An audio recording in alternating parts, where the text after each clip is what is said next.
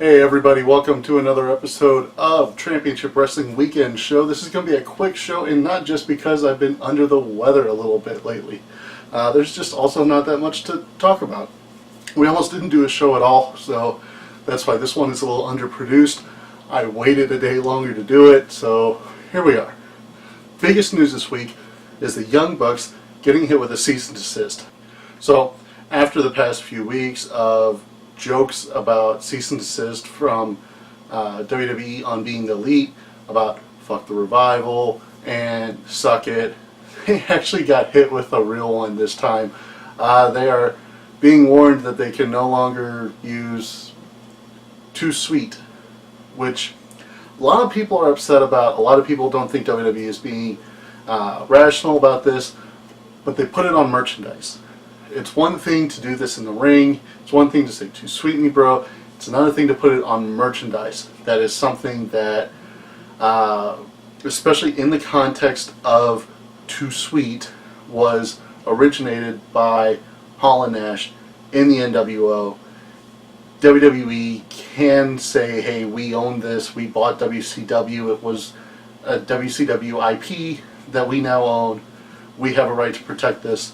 We have an obligation to protect it," actually. And with the Young Bucks actually selling merchandise with that, they kind of had this coming. I'm sorry to say I don't like it, but that's how it is. That's how trademarks, copyrights, and such work.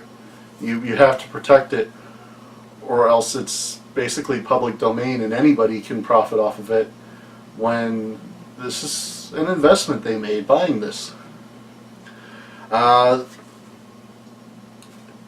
On Sunday, Enzo was the only man to come out of No Mercy as a new champion. No other belts were won that night. Every other champion retained, but Enzo is now the Cruiserweight champion, and people love it. Well, most people hate it.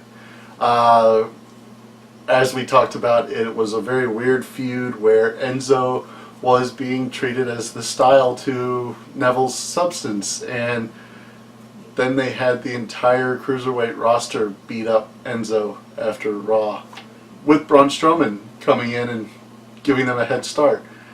So I'm loving where this is going. I'm loving that he is the outsider that neither the heels nor faces respect, and I don't expect Neville to get the belt back now that he's lost it, but I really want to see how hard they go with Enzo as a heel. As long as he's still selling merch, and he did just debut a new shirt, and as long as he's getting the fans that will cheer for him to cheer for him, how hard are they going to push that line? That's going to be fun to watch. Last bit of news we have, coming out of last week's story about the Flow Slam WWN debacle, somebody leaked an email from Gabe Sapolsky that he emailed basically to all of the talent in Evolve. He had talked about a conversation he had had with William Regal at Bola behind the scenes, where Regal had mentioned during Bola some critiques he had, general things he noticed, and Gabe forwarded them on to everybody, not calling out anybody specific, but just saying, hey, this is how WWE wants it.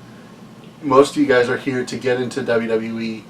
You got to do it this way. We'll talk about it more in person, but then he referenced actually being on WWE payroll, something that's not been disclosed.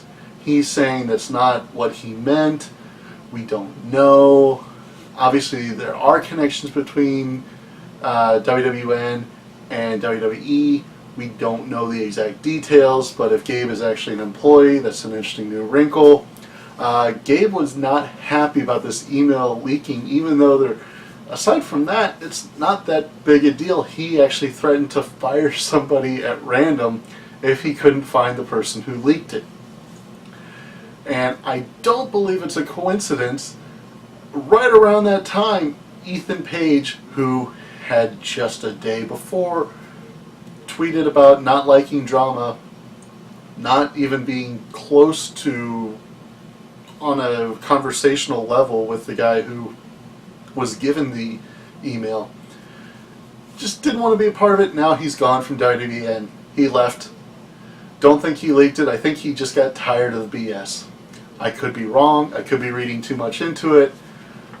But I see 2, and I see 2, and I'm guessing it's 4. We only have a couple big shows coming up. On Sunday, October 1st, Fight TV, $14.99 at 8 p.m. Eastern Time.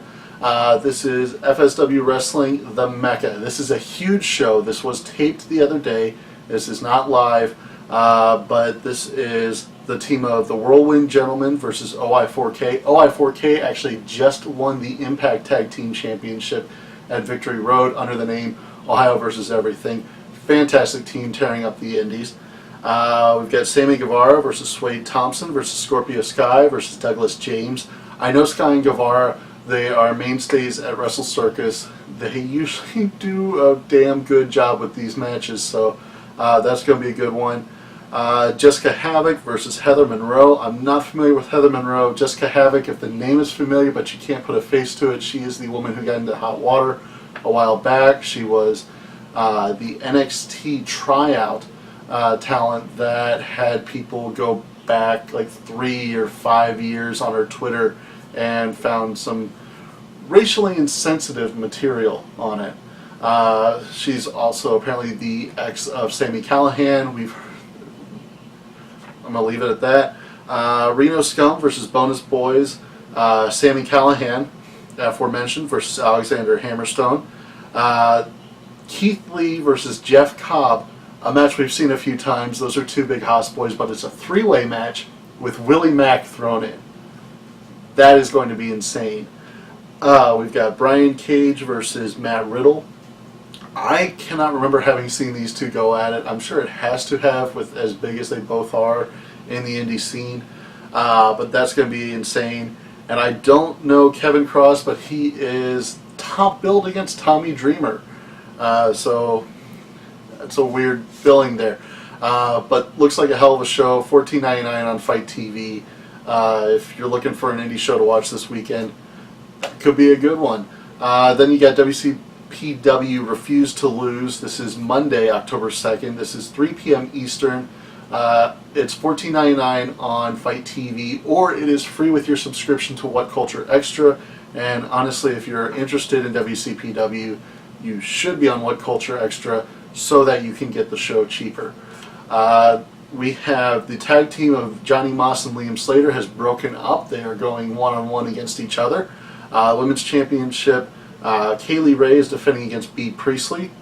El Ligero is putting up the Magnificent 7 briefcase, which is basically their version of the Money in the Bank. He's putting that up against a mystery opponent. The Hardcore Champion Primate will defend in a 3-way match against BT Gunn and Jimmy Havoc. Joe Hendry is going to be putting up his WCPW Championship against Will Ospreay. And the Tag Team Championship match of War Machine versus the Young Bucks, the match that New Japan will not put on.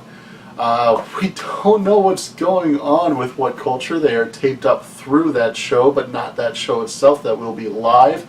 And with the departure of Adam Pacitti, Adam Blampier, who did get his name back, Jack the Jobber, King Ross, and another behind-the-scenes talent, we don't know where What Culture is going. They've said they are going to announce a new general manager.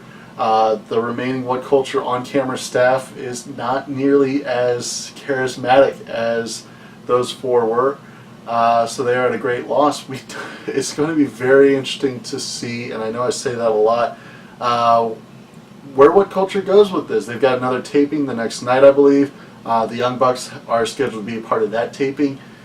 And this is where we're going to find out what goes on with WCPW. That's all I've got. This is an off week. We don't have Hell in a Cell until next week. We will preview that on the next show. I got something that I'm working on. It will not be a weekend show video. It will be its own standalone video. And with any luck, it will go far beyond that.